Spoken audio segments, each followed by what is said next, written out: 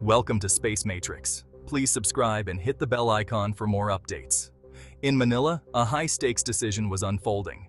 The U.S. offered the Philippines F-16 Viper jets, a $5.5 billion deal.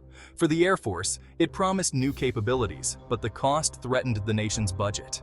American officials touted the jets' combat record and alliance benefits. Manila weighed strengthening U.S. ties against vital priorities like economic development.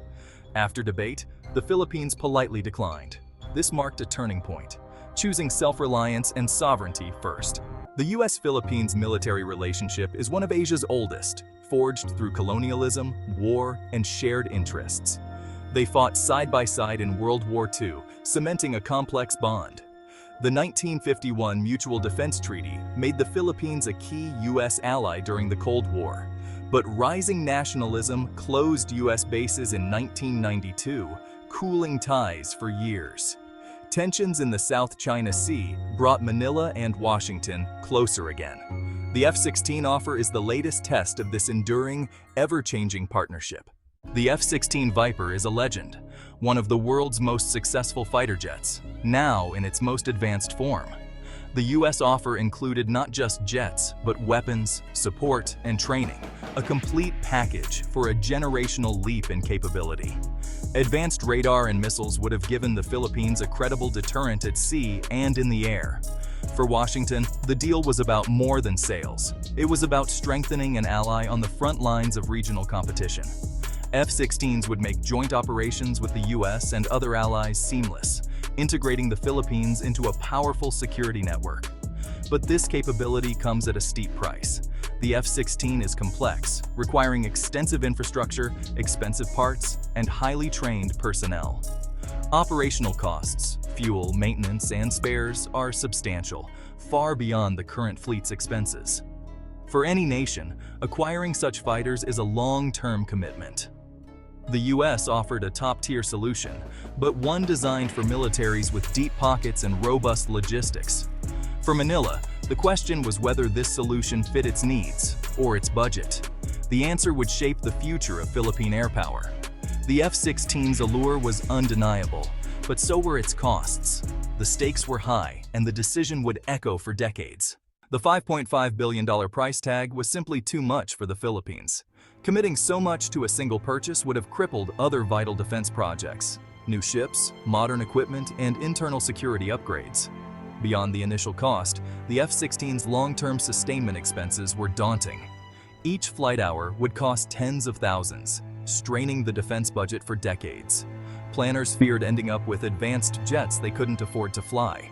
Strategically, the F-16's high-end capabilities didn't match the Philippines' most pressing needs: maritime patrol, counterinsurgency, and disaster relief. A less expensive multi-role aircraft could do the job more cost-effectively. The rejection was a pragmatic calculation, not anti-American sentiment. Manila chose sustainability and relevance over prestige. With the F-16 off the table, the Philippines turned to the JS-39 Gripen from Sweden's Saab. The Gripen is marketed as the smart, cost-effective fighter, affordable to buy and operate. Saab's package is reportedly much more budget-friendly, allowing the Philippines to modernize without breaking the bank. The Gripen's low operational cost and ease of maintenance are huge advantages for an archipelago nation. It can operate from short runways and be serviced by small crews, offering flexibility in a crisis. The likely Gripen CD variant is a true multi-role fighter, equipped with modern radar and NATO-compatible weapons. For the Philippines, it's more than adequate for airspace and maritime patrols, and a major upgrade over current jets. Saab's openness to technology transfer could help develop the local aerospace industry. Choosing the Gripen signals diversification. Manila is not tied exclusively to the U.S. for defense. A deal with Sweden would strengthen ties with Europe and show the Philippines is making independent, pragmatic choices. The Gripen offers a path to modern air power that's both capable and sustainable. The F-16 rejection disappointed Washington, but it won't break the alliance. The U.S.-Philippines relationship is built on shared history and mutual interests, not just hardware. The U.S. understands allies must make decisions based on their own needs and budgets. Forcing a partner into an unaffordable deal would only weaken the alliance. Future U.S. support may focus on maritime surveillance, drones, and affordable equipment for the Philippines' real-world challenges. The key is to remain Manila's security partner of choice, even as it diversifies suppliers. For the Philippines, choosing an aircraft it can afford to fly is a practical step towards self-reliance. A fleet of Gripens in the air is more valuable than F-16s grounded by cost. This pragmatic approach will make the Philippines a more capable and reliable partner. The alliance will endure, evolving into a more mature, balanced partnership.